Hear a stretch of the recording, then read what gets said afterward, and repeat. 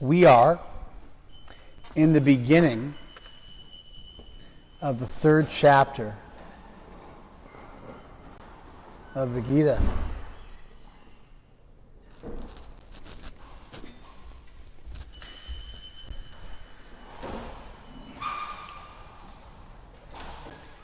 It's actually an exciting place. It's actually an exciting place in the text.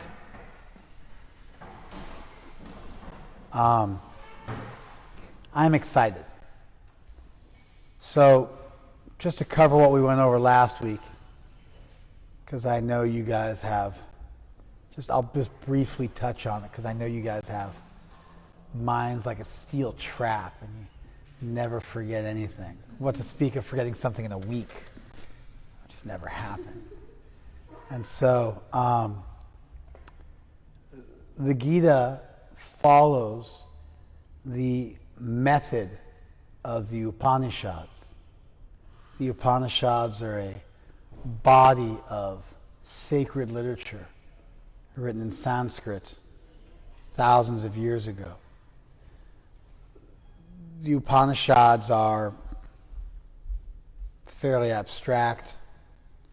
They deal with the big questions of life. Who am I? Why am I here? What has value? What's the purpose of life? What is God? What is the self? What is the world? The big questions. And although the Upanishads deal with these really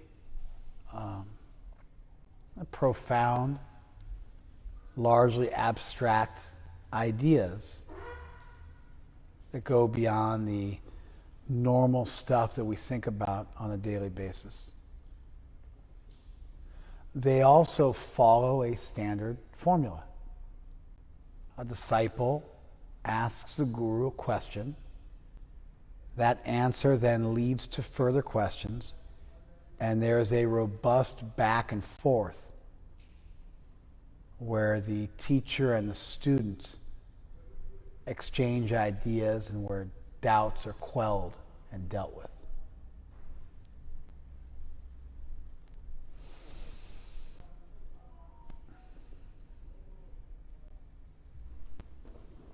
Quickly. This way. It's over there.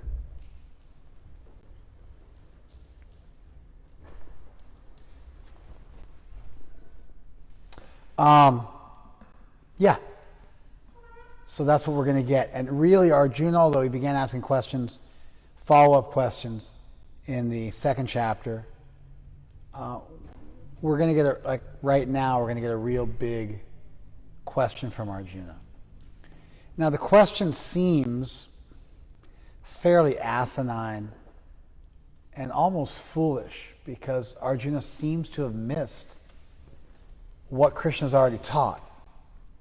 Now, what has Krishna already taught? Krishna taught two subjects in the second chapter of the Gita. He taught buddhi, or sankhya.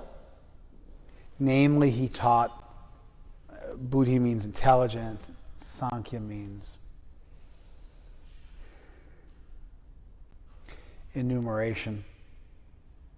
He explained the basic difference between the body and the soul, the basic difference between spirit and matter. That's called Sankhya. That there's spirit and there's matter.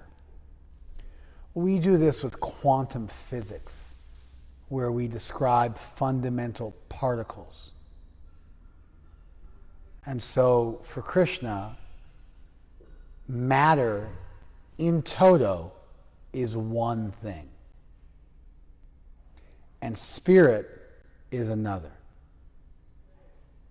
And so Krishna teaches a hard dualism at the beginning of the Gita. It'll eventually turn into that everything comes from God and is ultimately spiritual. But in the beginning of the Gita, Krishna teaches a hard dualism, which is really important. It's important to distinguish between spirit and matter. You look at a rock and you look at a person. They're two different things. Physically, they may be made up of the same substance, but rocks are not conscious and people are, and consciousness appears to display features that we simply don't find in the chemical world. If you have to break things down to one category, it should be consciousness. It should be your ultimate category. Therefore, we would be spiritual monists as opposed to physicalist monists that believe that everything is just matter. We believe that everything is ultimately spirit.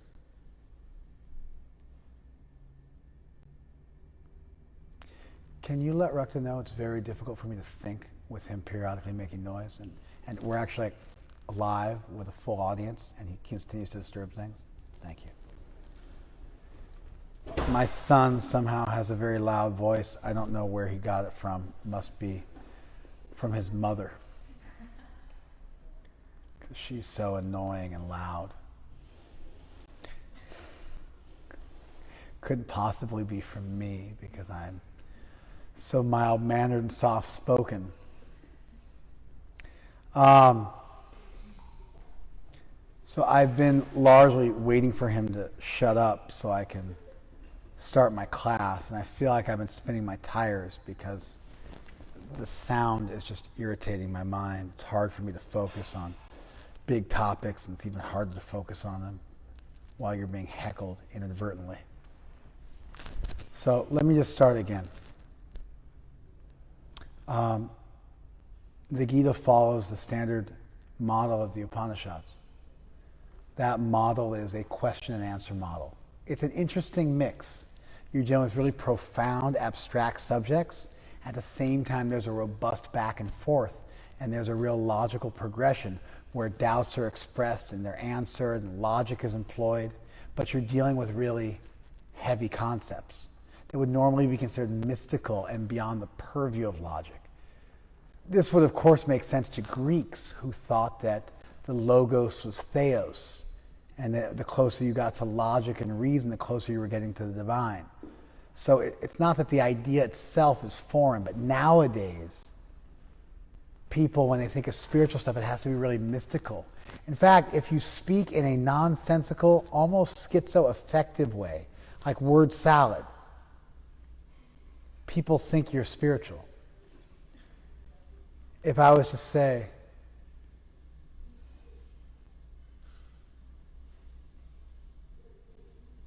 go. They have to leave now. They actually have to leave. If I was to say,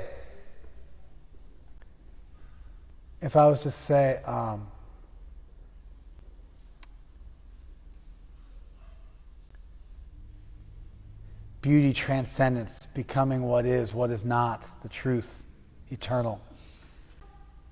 That is what really is reality.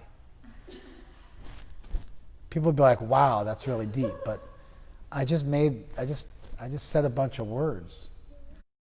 I don't think the ideas were even logically connected. It was just mumbo jumbo.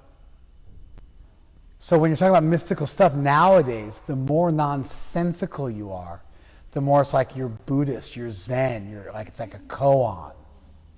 It's really deep. When you make sense and you sink your points and you provide evidence, people are like, that's not spiritual. It's too much like math. This is based on the notion that logic and spirituality are on opposite ends of the spectrum. But if everything comes from God, so did logic. And Leonardo da Vinci made the point. He said, I don't believe in a God that would endow us with a mind and intelligence and then expect us to give them up in order to understand them. I can conceive of a translogical deity, but an illogical, nonsensical deity doesn't make any sense. It's unreasonable.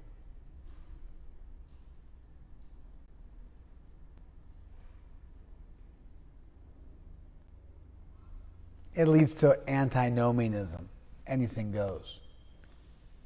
We shouldn't be so quick to jettison our God-given ability to reason and think. We should use it as our first step when looking at spirituality. Okay, so the Upanishads follow this question and answer methodology, and the Gita follows a similar question and answer protocol when dealing with big topics: self, God, world, who am I, why am I here, what's the purpose of life, what has value, what's worth pursuing. And what we get in the third chapter of the Gita is Arjuna really asking his first big follow-up question. And it seems like he just missed the entire second chapter. So the second chapter, Krishna taught two main things. He taught that you're not the body, which is called Sankhya, or Buddhi. And then he taught what you do once you know that, which is yoga. You apply that in your life. So you do your duty, but you don't get attached to the result. It would be called a duty-based ethic, or a deontological ethic, a deontology. An acts-based ethic, a duty-based ethic. Do the right thing. Don't worry about the results. Why do you not worry about the results? Because you realize you're not of this world. There's something bigger going on. And therefore, when you're moving in this world, you're able to move gracefully. Find your satisfaction doing your duty. Carry sunshine around your pocket. You never have a rainy day because you can control doing your duty. You can't control the results. This is good advice for an atheist. What to speak of for a spiritualist. Even an atheist has to acknowledge they can't control the results. An atheist should still learn a duty-based ethic, because how else could they be assured of happiness? If you get to choose what you place value on, why not place your value on doing your duty? Because then you can at least control your happiness. For a spiritualist who realizes there's something bigger going on, then it makes it much easier to let go of this world. Because they got something bigger on the fire.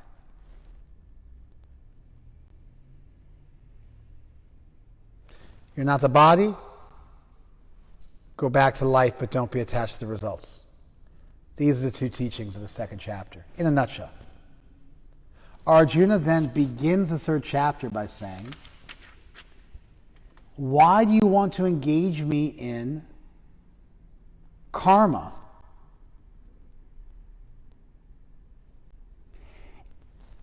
Actions, if you've told me that buddhi, enlightenment, is better than action?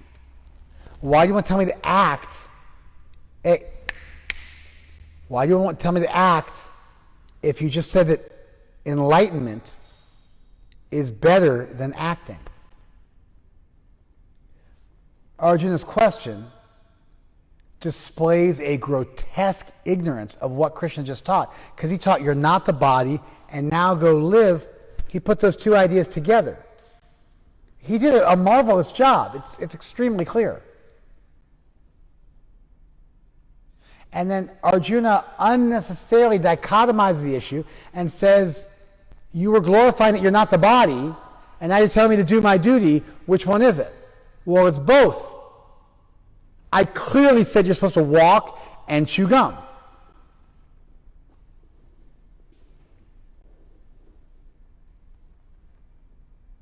But Arjuna's having a hard time with it.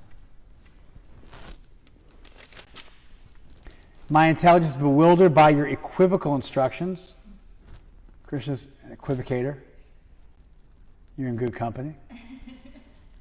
Therefore, please tell me decisively which will be most beneficial. This, of course, is called an artificial dichotomy. The first thing you should do when somebody creates a dichotomy, it's got to be either or, is you should decide whether it could be and or. Are those two things really mutually exclusive? Sometimes they are. But is there anything inherently mutually exclusive about knowing you're not the body and then doing your duty but not being attached to the results? I can't see anything mutually exclusive by those. Those two things seem to fit together like peanut butter and chocolate. They seem to fit together perfectly well. Match made in heaven.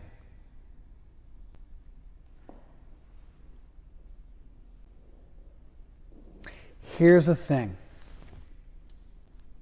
Thus far, I've just recapped what we've already covered. Here's the thing.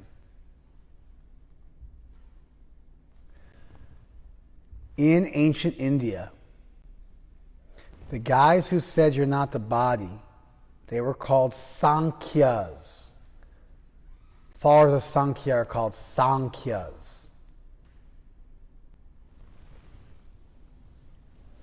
They fought with the yogis. Followers of yoga are called yogis. Followers of Sankhya are called Sankhyas. Then followers of yoga are called yogis.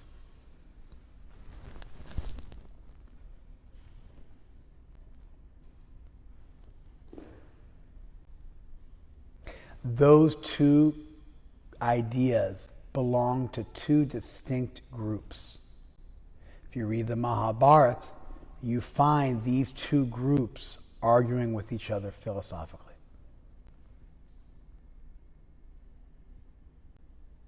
There are no Sankhyas left, and there aren't no really yogis left either. The yogis of today who do Hatha Yoga or some abridged format of Hatha Yoga, or what they call Ashtanga Yoga, which is just Hatha Yoga with a branded name. The yoga you find in the West was not the yoga of the yogis spoken about in the Mahabharata. The yogis, by the descriptions of the arguments, they were people who were very duty-based. They lived in this world. They did their duty. They were act-based philosophers who really wanted to, walk their talk. The Sankhyas, they seem to be more ethereal and more bookish, and more like bookworms, and less participatory in the world.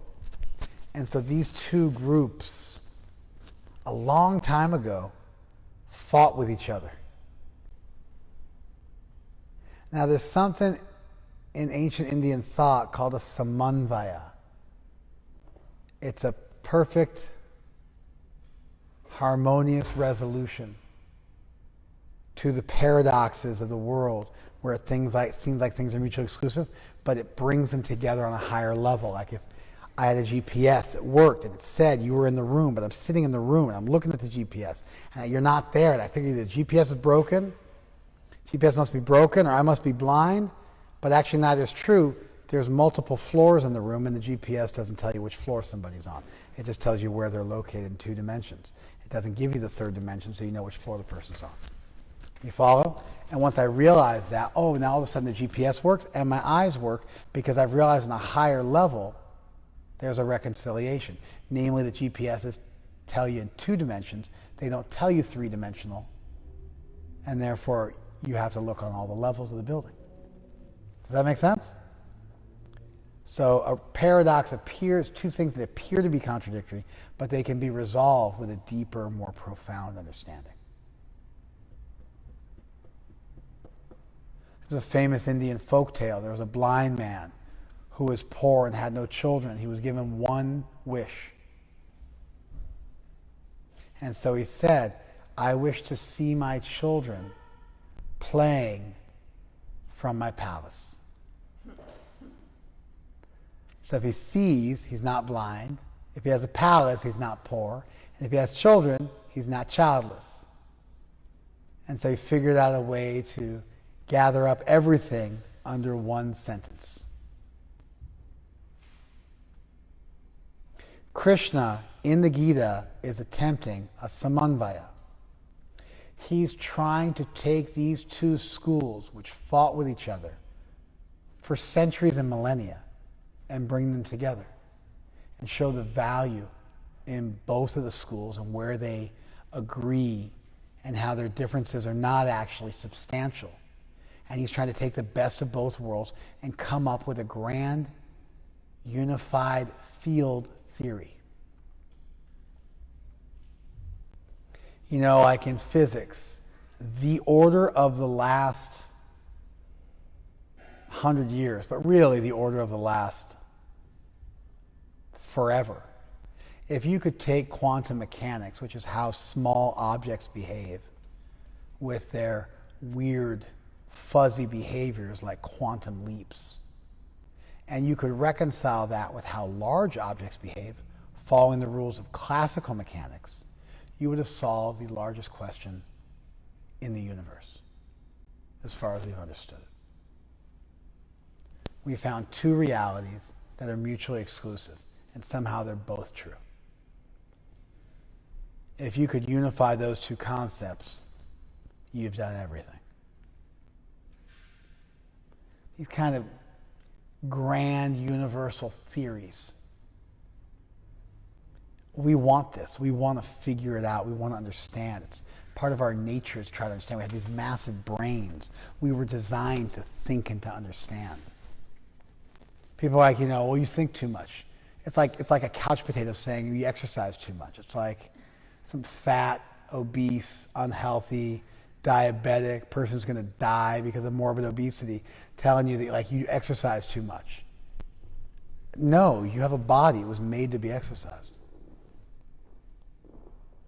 You have a massive brain. It was made to be exercised.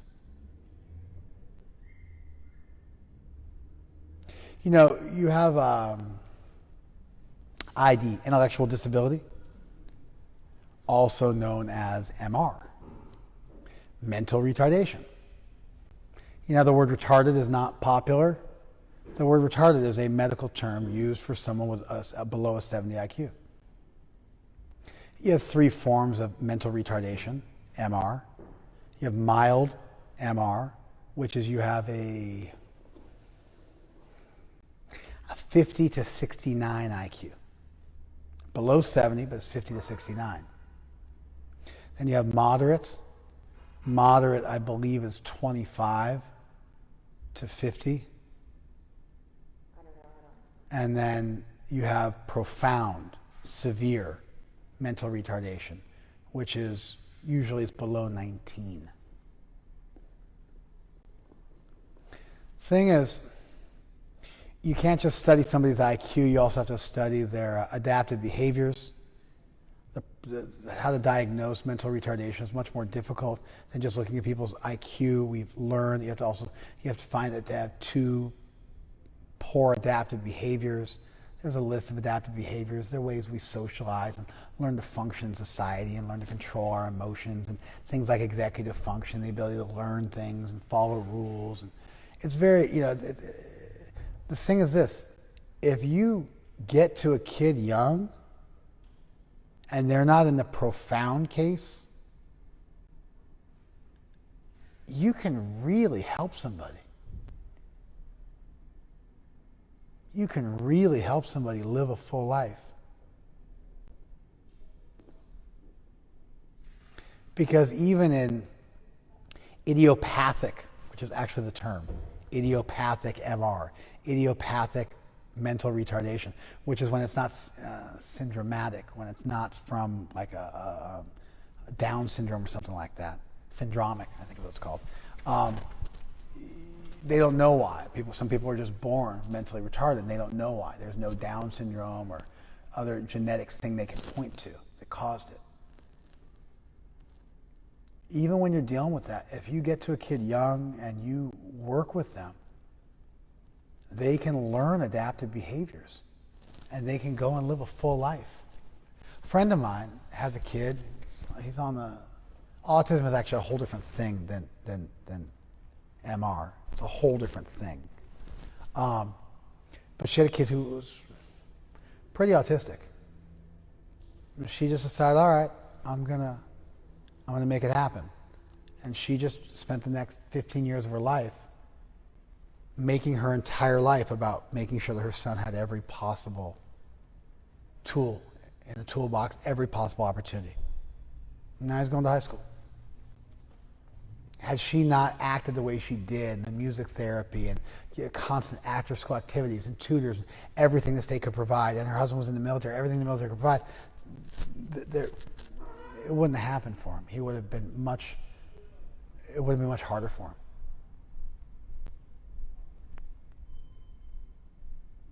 We have these brains. They're made to be stretched. Even you get dealt a poor hand from the deck of life, your brain's still made to be stretched. Even you're born with some physical disability, your body is still made to be stretched and worked. We respond so well to stress. We need to learn how to think. We need to stretch ourselves to learn how to house apparently conflicting subjects. And people who don't want to do that, they're just mental couch potatoes. It's hard. I read something like philosophical, or definitely if I'm reading hard logic, I gotta read the same thing 5, 10 times. I gotta get out, I gotta go on Google and look up the logical symbols for the mathematical proofs they're giving for their arguments, and slowly and methodically go through them and make sure I haven't missed anything. And half the time I gotta read 10 other things to understand the thing I'm reading, and it's miserable. You just don't want to do it. You want to go play basketball or something like that, or lift weights or something, or go wrestle, because it's just so much less demanding. But there's incredible value in forcing yourself to reconcile apparently contradictory things, forcing yourself to think deeply about the world.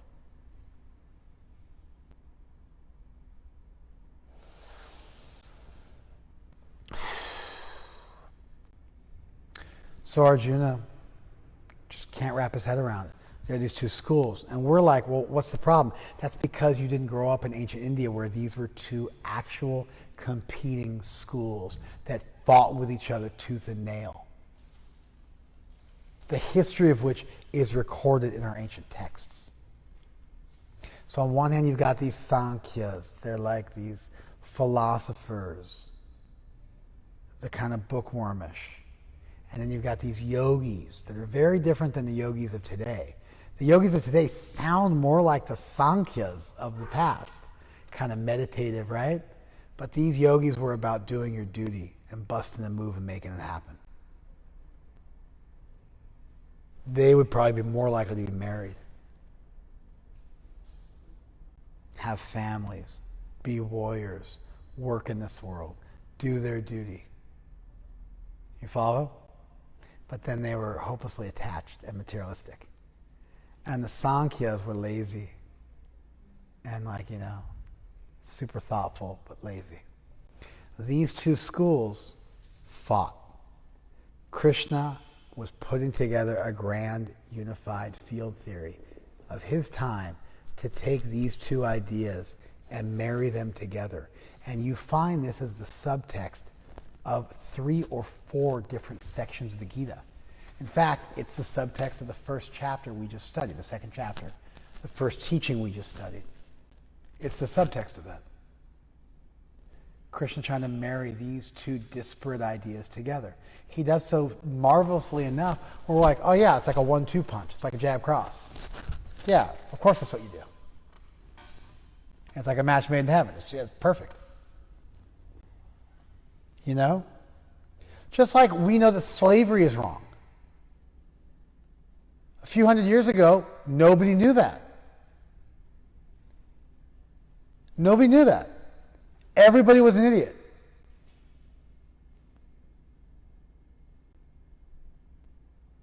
You follow?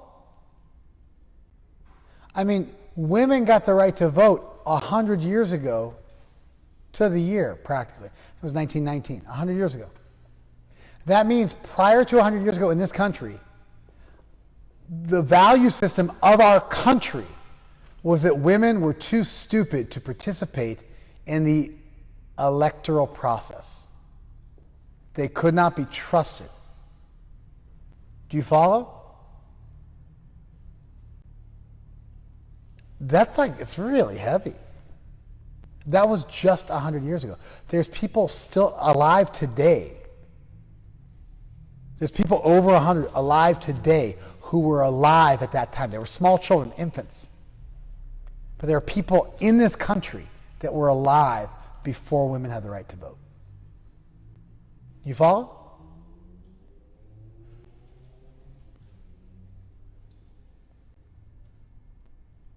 We get this beautiful version in the second chapter, but we don't understand that Krishna's already begun his process of a samanvaya, and it was so deeply woven into Arjuna's psyche that he needed more. He needed more.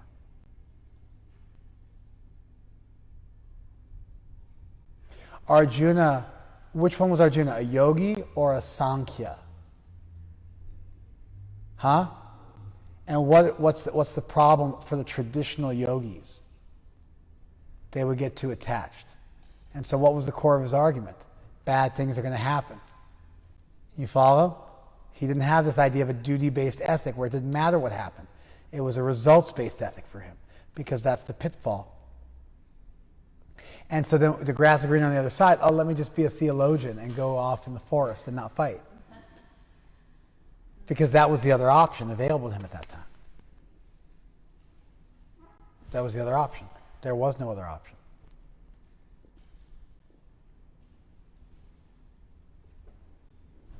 So, now that we've understood the background of what Krishna was contending with, his answer to Arjuna's question will become more clear.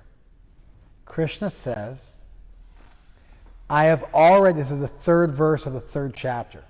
I have already explained that there are two classes of men who try to realize the self. Some are inclined to understand it by empirical philosophical speculation. The Jnana Yoga, by Jnana Yogena Sankhyanam, by the Jnana Yoga of the Sankhyas. Karma Yogena Yoginam, and by the Karma Yoga of the yogis. There are two types of people who are trying to realize the absolute. There's one group who's trying to understand it by Jnana Yoga, by the yoga of knowledge, by yoking themselves to knowledge. There's another group who tries to yoke themselves to action. Jnana Yogena, by the Jnana Yoga, Sankhyanam, of the Sankhyas, Karma Yogena, by the Karma Yoga, Yoginam, of the yogis. You see? It's incredibly clear that Krishna is well aware of these two schools that are discussed at length in the Mahabharata itself, which the Gita is a part of. But Krishna does something important here. He names the process followed by the Sankhyas, and that process is Jnana Yoga. And he names the process of the yogis, and that process is Karma Yoga. Now, if you go to a yoga studio in the United States, I don't know what it's like in Europe or in India. It's definitely not like this in India. But if you go to a yoga studio in the United States, they'll be like, oh, you have to do some Karma Yoga. Karma Yoga is a euphemism for voluntary labor. Yoga studios, you pay them money to study yoga, and then part of what you have to do when you pay money to study yoga, you have to give volunteer hours at the studio. It's a brilliant model, and you know what I mean? It's a fantastic model. It's like if somebody was to pay you to teach them, and then you told them, and part of your teaching process is you have to work for me for free. Mm-hmm. It's brilliant, you know? Yeah, it's like an internship. Yeah, you pay. Normally, internships don't cost money. Normally, if you do an internship, your work is in lieu of money, and sometimes you get paid during your internship. But there's this brilliant phenomenon that happens in yoga studios where you pay, and then you also have to work for free. And everybody does this. Core Power does it. Everybody does it. And they give it a nifty Sanskrit name, so you don't really realize what's going on. They call it Karma Yoga, and then like you're dumping the trash and like cleaning the toilets, and like, but it's Karma Yoga, and it's like, oh, okay, it's Karma Yoga. as opposed to I'm doing janitorial work for free at a place I paid to attend. So it's a phenomenon. So that's how we use the term karma yoga in the U.S.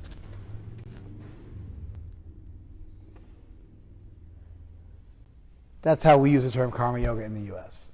I actually don't think it's wrong, yoga studios. It's good for people to do some work, but I think there's nothing wrong with that model. And I don't think it's abusive and like they're really making you like work like, some kind of indentured servants or anything like that. It's good for people to step out of their comfort zone and be a part of a community. I'm not actually knocking on it. I'm just having a bit of fun. That's not how the term karma yoga was used in. Not exactly how the term karma yoga was used. Karma yoga meant to do your duty and fight in the battle as you were obliged to. Jnana yoga meant to think of things like you're not the body. How do we know that? Because Krishna took the two terms he used, yoga and sankhya, in the second chapter, and he then called what those two groups were doing, jnana yoga and karma yoga. So what happens is this. When you look at the way language is used nowadays, it's not always representative of how that language was used a long time ago. Now, I can say the term used to mean this, but who am I to say what it used to mean? When the terms are defined in a classical text, and you can read it in Sanskrit, you actually understand what's meant by those terms, how those terms were traditionally used.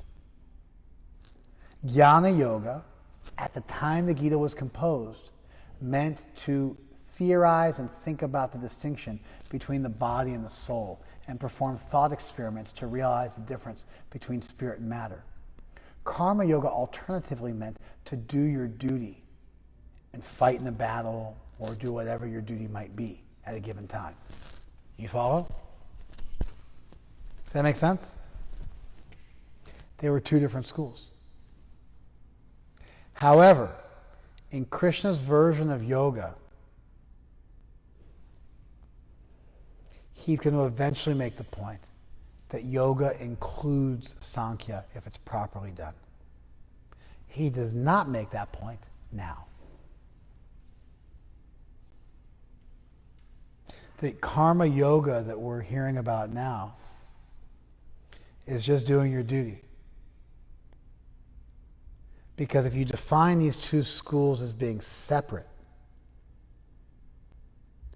you can't collapse that separateness by making them one. Let me say it again. I say to you, there aren't two schools, there's just one school.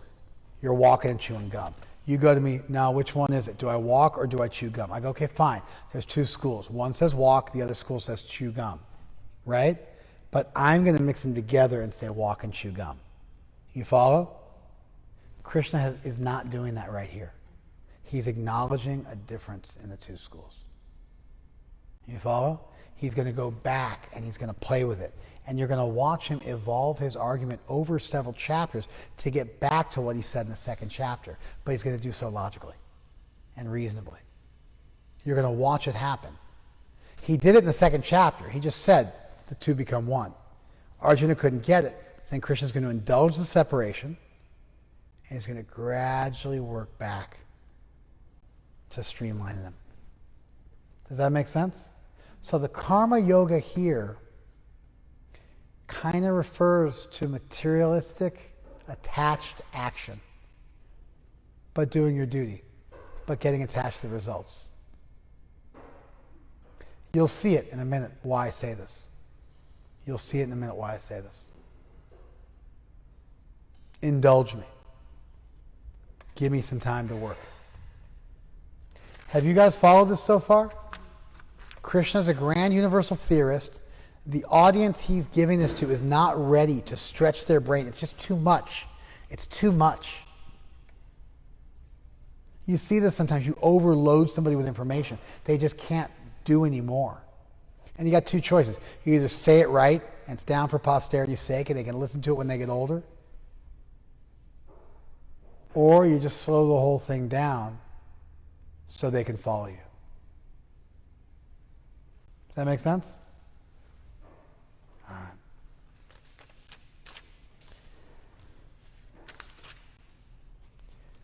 Not by merely abstaining from work can one achieve freedom from reaction, nor by renunciation alone can one attain perfection.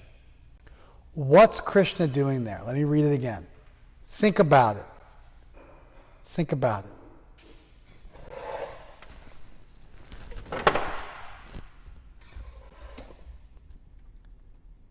Not by merely abstaining from work can one achieve freedom from reaction, nor by renunciation alone can one attain perfection. What's he doing? Loud. He's saying neither school by themselves. Wrong. I thought somebody might think he's saying neither school by themselves works, but he's not. Yes. He's saying you have to act. He is saying that, but that's not what he's doing. That's what he's saying. What's he doing? Yeah? Making it clear that neither one works. That's just what he said. You're just repeating almost verbatim what he said, and I cut him off mid-sentence, said he was wrong, and then repeated what he said. So why would I possibly, change my mind? I thought I was saying what he's doing, and he was saying what he said, but maybe it's the same thing. Krishna is ripping on the Sankhyas. Both statements are a critique of the Sankhyas. Listen to it again. Not by merely abstaining from work can one achieve freedom from reaction. So that means if you don't do anything, you're still going to get karma. Nor by renunciation alone can one achieve perfection. Who's he ripping on that time? Huh? He's ripping on the sannyasi, the jnana yogi, right? He's ripping on the Sankhya twice. See what he's done? He's not saying both schools are wrong. He's saying these guys, the jnana yogis, the yoga of knowledge, also called the Sankhyas, also called the sannyasi. That word's used here as well. Those three schools are wrong. Not by sitting on your couch do you achieve freedom from karma. Just like you can commit criminal negligence by becoming a professional procrastinator, equivocator, doing nothing, committing to nothing. You still get karma.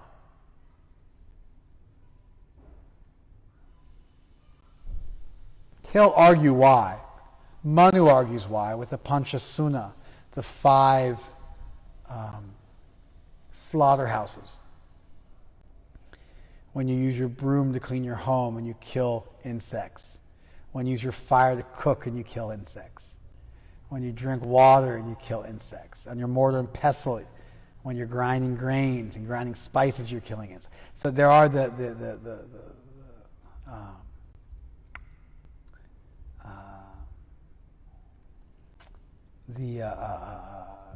natural ways in which just by living in this world you become implicated in karma.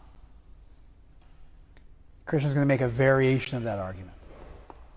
Everyone is forced to act helplessly by the qualities he's acquired from the modes of material nature. Therefore, no one can refrain from doing something, not even for a moment. Even if you're just breathing, you're killing some microorganisms. You're doing something. You're implicated. By the way, the word prakriti is introduced here, and the word guna is introduced here. Actually, the word guna was introduced in the 2nd chapter. Prakriti is introduced here as the source of the gunas. That's Sankhya philosophy. That prakriti gives rise to the gunas, or prakriti is the gunas, and those things control you. Now, this is a weird phenomenon, at least thus far in the Gita, because you have no control, yet you get karma. That's not fair. If predestination exists, then it's God's fault and you get no karma. But thus far in the Gita, we're left with this question of wait a second, there's predestination, I'm out of control, I'm forced to act helplessly. But I'm getting karma. You follow? So that's something that has to be reconciled. But man, is Krishna going big against the Sankhya school, against the Jnana school, right? You hear it, right?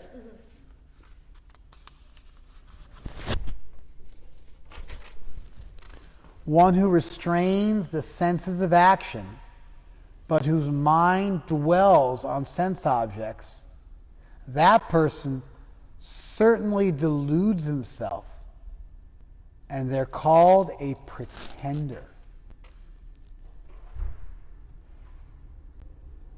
Mityachari, false actor, faker.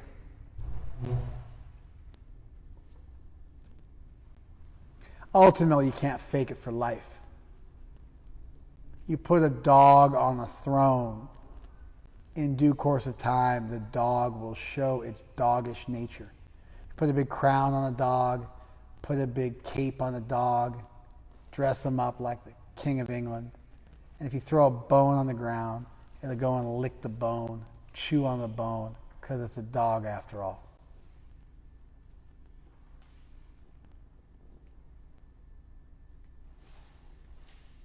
So you may be able to restrain your senses for a minute, but people's true colors ultimately show through in due course of time. People show what they're made of. Good and bad. It just takes a few ticks of the cosmic clock for things to become clear.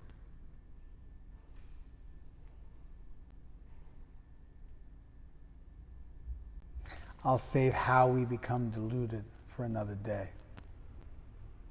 But Krishna's making a real scathing critique of these jnanis. He's calling them pretenders.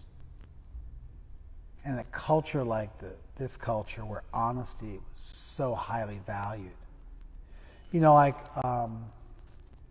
there's that Saudi Arabian journalist who went to go get his paperwork done so he could marry his Turkish bride, and he was murdered and dismembered by the Saudi secret police and the Saudi Arabian embassy in Turkey.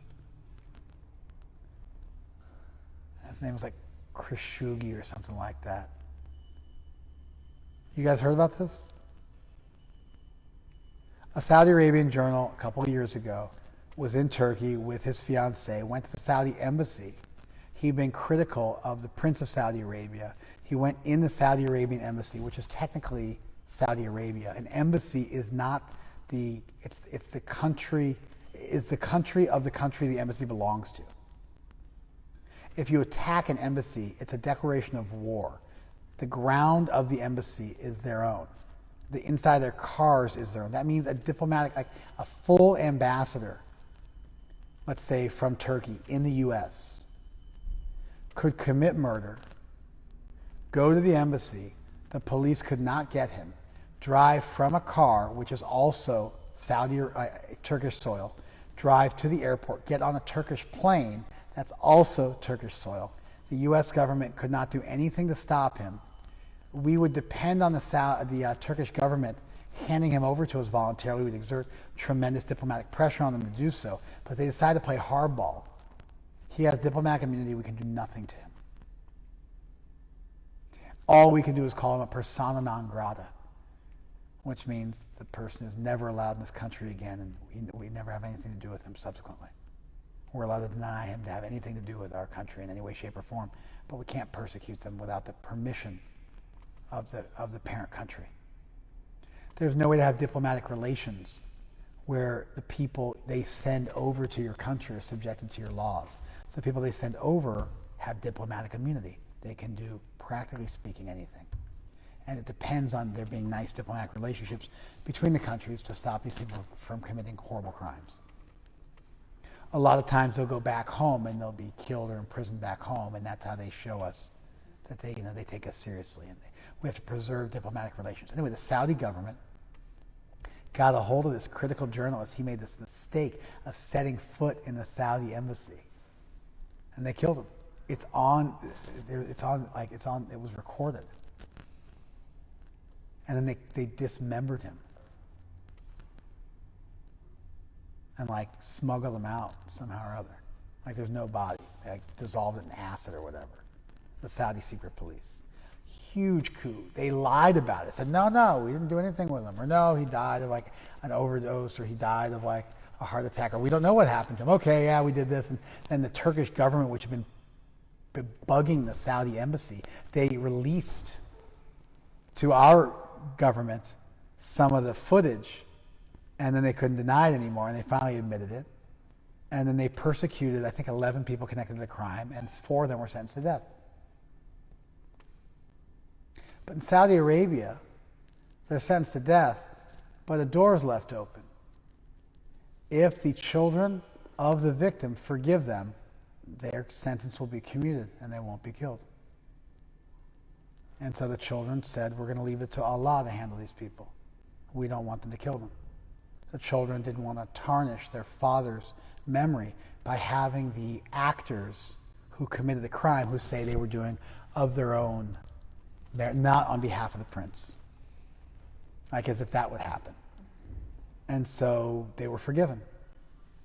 Saudi Arabia is an old world country. A person's word carries weight. According to Saudi law, if the person you murdered forgives you, or if their heirs forgive you, you follow? That's equivalent to the person forgiving you, and your sentence is commuted, and you're not killed. Heavy, right? Arjuna was from a culture where honesty and valor and integrity were the most prized possession. We don't have a culture like that here anymore. It used to be, you make a promise, you keep it. You take a marriage vow, you're married for the rest of your life. That's it. Doors closed, there's no more discussion on the topic. That's how people used to be. They didn't cheat, they didn't divorce. That's just what it was. You gave your word, you kept your word. Prabhupada was so bewildered when his disciples broke their vows. He said, even a gentleman keeps his promise. Like what are you doing? Like even like a carny, meat-eating gentleman, like a British gentleman. If he gives you his word, that's it. It used to be a handshake or your word, your honor meant something. You'd rather die than give up your word.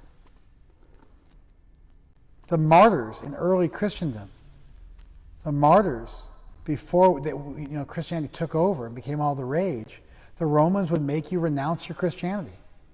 And there were like thousands of Christians who just refused to give up their Christianity. Like, hey, we're going to feed you to the lions. That was a real thing. They actually fed you to lions. Or we're going to crucify you upside down. That was a real thing. They crucified people upside down, even worse than Jesus.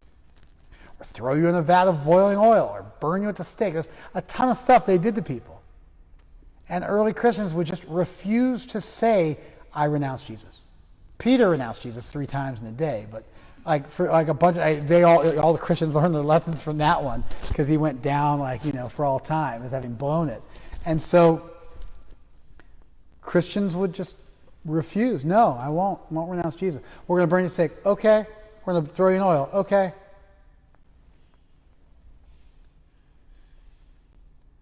People had culture. They had integrity. They gave their word. It meant something. And so Krishna's critique that these people are hypocrites, they're pretenders, you have to understand how heavy that critique is. The accusation of hypocrisy was very substantial. You know? Like in prison, even to this day, in prison, like if you say something to somebody, if you call somebody a punk, in prison, it's a fight. There are certain things you can say to somebody. Whereas if you just say that, that's it. It's enough.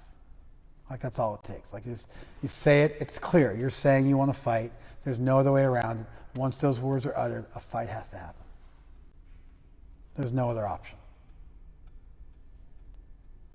And so in a martial culture, in an old world culture, this was the standard. And so Krishna's accusation, these Sankhya's, do you think you can achieve perfection by not doing your job or by renouncing the world? You can't renounce even for one moment. You're forced to act. And you might restrain your senses, but your mind is still moving, and that's still committing karma. You still get karma for your thoughts.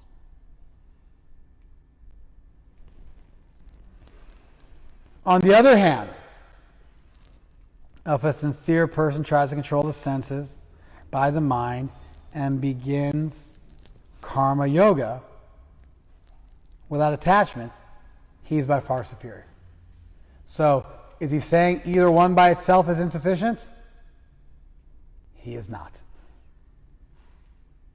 He's saying the yogi is better than the Sankhya.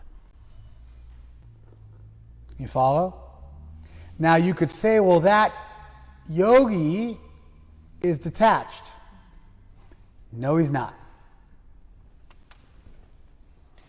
Perform your prescribed duty, for by doing so is better than not working. One cannot even maintain one's physical body without work. Work done as a sacrifice for Vishnu has to be performed. What he really says is work done for yajna has to be done. For yajna. Otherwise, work will cause bondage in this world. Therefore, perform your prescribed duty for that purpose, for his satisfaction, for that purpose. And in that way, you will always be free from bondage.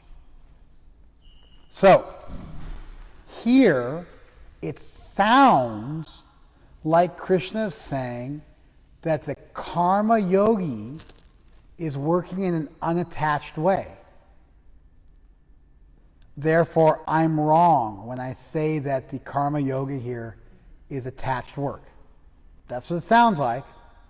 But I'm doubling down and I'm saying no. The karma yoga Krishna's talking about here is attached. You're attached to the result. He has stepped backwards from his teaching in the second chapter because Arjuna is incapable of fathoming what was said fully. And so he's going to teach in a more gradual way. I'm doubling down, and I'm even being directly contradicted by the verse. You follow? We'll come back to this verse before the end of class. But we're going to read a couple more verses. In the beginning of creation, the Lord of all creatures sent forth generations of men and demigods, along with sacrifices for Vishnu. And that Lord blessed them, saying, be thou happy by this yajna, sacrifice, because its performance will bestow upon you everything desirable for living happily and achieving liberation. It says it will be your ishtakama duk. It will be your wish-fulfilling cow. It'll give you everything you want. What will give you everything you want? Sacrifice, yajna. Does that sound like it's telling you to be detached? It doesn't. It says, you scratch my back, I'll scratch yours. Maybe I misread it. The demigods being pleased by sacrifices will also please you, and thus by cooperation between men and demigods, prosperity will reign for all. Does that sound selfless? It's the opposite of selfless. It's transactional. Is that sacrifice? So are we even sacrificing to Vishnu? No, Prabhupada lied. Right? The demigods being pleased by sacrifices, Prabhupada didn't lie. I'll get back to it. Will also please you, and that's by cooperation between men and demigods, prosperity will reign for all. We are now full-blown into materialistic worship of demigods for transactional, business-like happiness, material happiness. Right? In charge of the various necessities of life, the demigods being satisfied by the performance of yajna, they'll supply all necessities to you. But he who enjoys such gifts without offering them to the demigods in return is a thief. The devotees of the Lord are released from all kinds of sins because they eat food which is offered first for sacrifice to demigods for selfish purposes. Others who prepare food for personal sense enjoyment without offering it in sacrifice, even though they still have the same material desires, they verily eat only sin. Do you guys follow that? Okay, I'm going to wrap this quickly. We're going to move a little faster. I've meandered enough for you stragglers. It's time for us to move forward at a good clip. So turn on your brains. We've warmed up enough. We've heated the room to 105 degrees. It's time for us to stretch our brains because they've been made pliable. You ready? All right. The word yajna means sacrifice. Vishnu is also called yajna. He's yajna personified.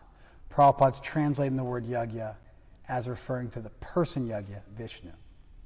Why? Because he wants to make a plug for Vaishnavism. It says you should do work for tadartam, for that purpose. But if that is him, then it becomes for his pleasure. So Prabhupada's translation isn't wrong. Many of the commentators translate it like that. It's not a super literal translation, but certainly if you look at the rest of the Gita, it's totally appropriate. Krishna says a couple chapters later, Bhoktaram yagyatapasam sarva loka maheshwaram, I am the enjoyer of all sacrifice. He says, Aham hi sarva yagyanam bhokta cha prabhu evacha, I am the master and enjoyer of all sacrifices. And so Krishna identifies himself as Yagyapati, as the master of sacrifice, and therefore to take the term sacrifice and say that's for Krishna is not incorrect. Prabhupada is just guilty of going ahead and translating the 3rd chapter in light of the 5th and 9th chapter. You follow? It's not wrong, but it takes away from the flow. What's happened here is Arjuna said, I can't understand how karma yoga and jnana yoga can be hewn together. You know this idea like, oh, well, jnana yoga is for this type of person, karma yoga is for this type of person? The Gita's purpose is to disavow you of that mistake, disillusion you of that mistaken conception. The purpose of the Gita is to dispel that misconception. The Gita does not teach different types of yoga, but Arjuna can't quite grab it. So Krishna steps back and explains the traditional understanding of karma yoga. You do sacrifice for something higher than yourself to enjoy this world because you recognize you're not alone in this world. That regulates you and connects you to something higher. Just like if you want to drink, but you have to pay tax on your alcohol, or if you want to use drugs in Amsterdam, but you have to register as a drug user, like have doctors check up on you. It's a way of taking the materialistic propensities of people and regulating them so at least there's some oversight and they're not just operating in a chaotic fashion.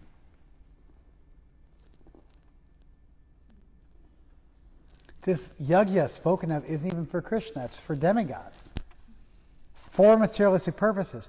Why? Because Krishna stepped back into the traditional understanding of the karma yogis and the jnana yogis. You follow? And the karma yogis are superior because at least they've recognized that you can't build a stairway to heaven, a Tower of Babel. They've recognized that you can't do it on your own, that you can't extricate yourself from this web on your own. They've acknowledged a higher power, a dependence on something above themselves. And that's therapeutic because once you connect a fruit to a tree, it's going to ripen in due course of time. You follow? See how slow Krishna's moving? And if you have any doubt that Krishna's trying to connect us to something higher than ourselves, let's keep reading. All living bodies subsist on food grains. Okay, we all depend on food, which are produced from rain. Fair enough, rain grows food. Rains are produced from yajna. Well, people don't really believe that, but certainly the Vedas believe that. You do yajna, you please the demigods, then Indra sends forth rain. Krishna eventually says, I'm the one sending the rain. You're worshiping Indra with the Soma Yajna, but I'm withholding and sending forth rain. I am the enjoyer of all sacrifices. You're worshiping me, but you're doing so in the wrong way. You should just worship me. Even if you just think of me, that's enough. I'll take care of you. Even if you offer me a leaf, a flower, fruit, or water, that's enough. But we're not there yet. Krishna is just surveying the Vedic sacrificial culture. Rains come from yajna. And yajna is born of prescribed duties. In other words, it's born of you being regulated in what you do by something higher than yourself. Prescribed duties are prescribed in the Vedas. And the Vedas are directly from God. Therefore, God is present in your yajna that you do. You follow?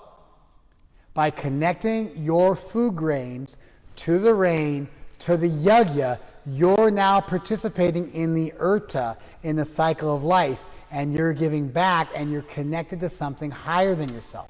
See how he's saying exactly what I just said? One who does not follow in human life the cycle of sacrifice, thus established by the Vedas, certainly leads a life full of sin, living only for the satisfaction of the senses. Such a person lives in vain. So certainly you could give up the Vedas. You could give up your connection to something higher than yourself. You could give up a regulated life. But then your life is just materialistic and it has no higher purpose. Whereas if you regulate yourself and do your duty, that connects you to the Vedas. That connects you to God, even remotely. And that will be therapeutic. See the argument? But, in contrast to the person who's living for themselves, one who finds pleasure in the self, whose human life is one of self-realization, and who's satisfied in the self only, fully satiated, for him there's no duty. See that? That's the goal of the yajna, is to get you to a place where you take pleasure in the self, your human life is a self-realization, you're satisfied in the self, you're fully satiated. For that person, there's no more duty. You follow? And so Krishna does indicate at some point you transcend it all. And through that faithful yajna, or perhaps through some other process, you can become self-realized. And at that point, your duty stops. But not for Arjuna, not for someone who's beginning jnana yoga, for someone who's become accomplished and who's self-realized. For that person, that jnani, they can let go. But how do you get to that platform? Krishna's going to say you do your duty. That's how you get there. Therefore, he maintains his argument. Jnana yoga for the impure soul is not the program. Karma yoga is a program, even if it's materially motivated, because at least it connects you to something above yourself. This teaching is beneath the teaching in the second chapter. Krishna is doing it because Arjuna was unable to follow what was taught in the second chapter. So he's slowing it down and making it idiot-proof and taking Arjuna on a more gradual journey. He's going to work his way back to selfless action and doing your duty just because. But right now, he's making a materialistic argument because he's slowing down to pace Arjuna so he can take him somewhere. Do you guys follow that? Okay, one or two thoughts. You can unmute yourself.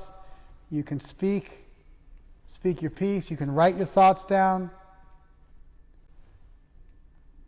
By the way, before you do that, let me just wrap this all up with a bow tie. Krishna made a solid argument for putting together knowledge and action beautifully. It's a beautiful concept. Full self-realization, full participation in this world. Totally unattached, fully doing your duty. It's a beautiful paradigm. Sometimes it might seem simple, but you can spend the rest of your life practicing this and you'll never get bored. You'll always find it challenging. Arjuna couldn't fathom it, so he expressed himself. Krishna picked up on his inability to rise above the paradox, and so he stepped back and he played with the paradox. He played with the two opposing sides. And he made a different argument, a more materialistic argument for doing your duty. One that was based on getting something for yourself. It's not even for God. It's like for the demigods. Its only connection to God is that it comes from the Vedas, which ultimately come from the singular source. But the actual yajna involves the demigods as well. It's a super materialistic argument, but at least it connects you to something higher than yourself, and that's therapeutic. And that's going to get Krishna where he needs to go. It's still based on doing your duty, because that's also mentioned in the scriptures that tell you about yajna. In this way, he's slowing down for his disciple to take him nicely on the journey. Do you see it? Prabhupada is guilty in this section of translating this section in light of what comes in later chapters when Krishna puts it all together again. Because Prabhupada had a way of translating where he assumed you were only going to read one page, and he wanted to make sure that everything was complete. And so every purport, every verse translation, he never lets you lose the ultimate train of thought. It's brilliant, actually. It's brilliant. Prabhupada's a preacher. So he's freely using the entirety of he's not just telling the story. He's helping you to understand in light of the whole text, because when you go back and you read the Gita again a second time, having read its conclusion, you see all sorts of new stuff in the earlier verses. You see Krishna setting the stage. You see him foreshadowing things. You recognize it all. Just like when you go back and you watch a movie for the second time, you can see what the director was intending the whole time. How he never contradicted himself. How he was always headed towards the same place. And you can point out the foreshadowing, the seeding that happens all throughout, because you know it.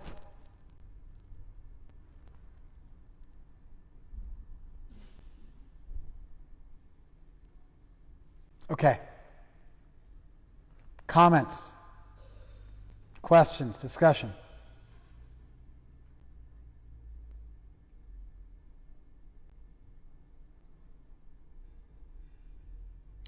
Haribol Prabhu. Yes, to do.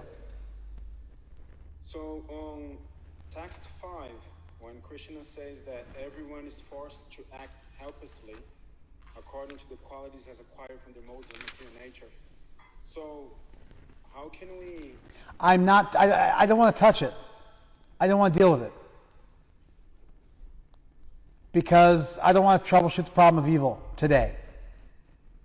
It'll come up next week. We'll troubleshoot it then. I've spent so much time troubleshooting the problem of evil with you guys. But obviously there's room in here for free will. The very fact that Krishna is telling Arjuna, you should do this and not this, acknowledges Arjuna's free will. The very fact he's making an argument for doing A versus B means he's acknowledging Arjuna's free will. You follow? Within that acknowledgement of free will, we have to just acknowledge that we're really, truly not alone in this world. We're truly not fully independent in this world. We are dependent on something bigger than ourselves, and therefore it's just sane to recognize that. So for the purpose of making that argument, that you're not alone, you don't do everything on your own, you didn't take birth here and just figure the whole thing out on your own, you're standing on the shoulders of giants, you've been given God-given gifts, there's something bigger going on here. Therefore you should do yajna, therefore you should follow the Vedas, therefore you should follow some prescribed activity. To point out that you're not alone, Krishna's making this argument. You follow? He's not attempting to deal with the problem of evil right now. And in fact, if he did try to do that, it would take away from the power of him saying, hey, let's wrap our heads around the idea that we're not alone, we owe something, we got to give something back, we got to do something. You follow? Don't think you can get out of it. To make that point, he's arguing, just like when you're teaching arithmetic, you don't teach kids about negative integers when they're 5 years old. They can't understand it, but eventually you have to teach them about negative integers, and sometimes you might add two numbers together, and the number that you get as a result of that is going to be lower than either one of the starting numbers. Like negative 6 plus negative 7, positive 6 plus negative 7. comes up to -1. You follow? Normally that would be impossible. And when you teach a 5-year-old arithmetic, you teach them. That's impossible. But then you go back and clean it up on the back end. That's how we learn. You have to allow Krishna a little bit of room to evolve his argument, because he already gave a beautiful argument in the second chapter, and Arjuna was too stupid to follow it. So he has to step back, and he has to teach him the way you would teach a child. You follow? Does that satisfy? Yes, so if I am to defend this verse, if I'm talking to somebody else about Gita, I would say that the way to do it is to not look at the verse as a standalone verse, but within the context of the chapter where Krishna does give Arjuna free will to act according to his instructions, correct? You want to hear how I would defend it to somebody? Here's how I would defend it to somebody. You're the person I'm defending it to. We'll go back and forth in the conversation. You ready? Yes. You just said to me, oh, there's no free will in the Gita. And I'd say to you, don't be an idiot. Later on in the Gita, Krishna will clearly articulate that Arjuna has free will. It's all over the Gita. It comes up regularly. Krishna directly states that Arjuna has free will. He tells Arjuna to do what he wishes to do at the conclusion of the text. He tells Arjuna that free will of the soul is one of the 5 factors that constitutes any action. There are numerous places in the Gita where Krishna directly deals with the idea of free will. However, in this section, Krishna's trying to tell Arjuna he's not alone in this world, and therefore he's making the point that there's something above him. He is not making a definitive statement on the nature of free will. The verse itself says, Nahi kaschit kshanam api jatu tishtati akarmakrit. You can't remain for even a moment. No one is allowed to remain for even a moment without doing their duty. Karyate yavasha karma. He's forced to act helplessly. Sarva prakriti. He's forced from all sorts of actions, helplessly. Prakriti jai gunai. By the gunas born of prakriti. What this means is that simply by being in this world, you are already bound to certain things. Just like if you go to prison, just by being in prison, you messed up. You misused your free will. You still have free will in prison. Like a guy just died of the coronavirus in prison today in Texas. He was doing 18 years in prison for marijuana charges. He got some jerky Texan judge who wouldn't let him out on a furlough, wouldn't let him out because of the coronavirus, and the guy died in prison today because of the coronavirus. He was 2 years away from getting released. All the guys he was sentenced with got lower sentences, and they were released. The judge said, oh, he had infractions, like he created difficulty during the count. Just super low-level infractions that less than 2% of the people who are refused parole are refused because of such infractions. The judge clearly had it out for this guy, remembered him. I hope the guy loses his judgeship over it. Some dumb Texan judge over ganja charges, which should be decriminalized, and which every sane country decriminalizes anyway.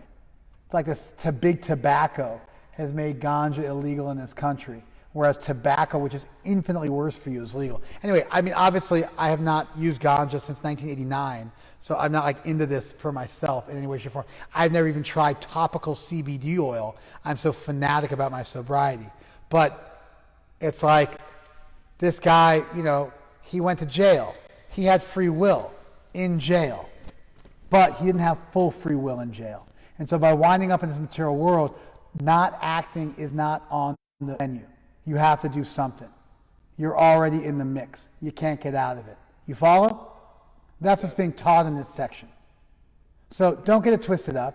Don't turn it into something it's not. You want sections in the Gita to actually deal with the problem of free will? We've got them. You want to see it? The very fact that Arjuna is being asked by Krishna or being told by Krishna, you should do this, you should not do this, is a tacit acknowledgement. The entire Gita is a tacit acknowledgement of the free will of the soul, and free will is directly articulated in multiple places in the Gita, what to speak of in the Vedic literatures. It's all over the place. You simply cannot make an argument for absolute determinism. And if you look at this section, all it's saying, all the verse is saying, is that by the time you wind up in this world and you're in this prison house, you don't have full free will. Therefore, the idea that you're going to do nothing, sorry, that's not an option. It's like quicksand. Just being here means you're getting implicated. You have a rebuttal? No. Does that give you a few extra bells and whistles? Yes. That's what it would look like. I wouldn't just say, don't take it out of context. I would state the places in the Gita where free will is given. I would mention the entire Gita is based on free will, like you said. I would say that the free will is, even in this section, it's an undercurrent of this section. It's a what do I want to say? The substratum, of this section. But I would really powerfully argue that the Sanskrit verse doesn't argue for determinism. And if you use a thought experiment of a prison, that helps you to better understand what we're talking about. Does that make sense? Yes. Okay, good. I think we're done. I think we took all the time we had.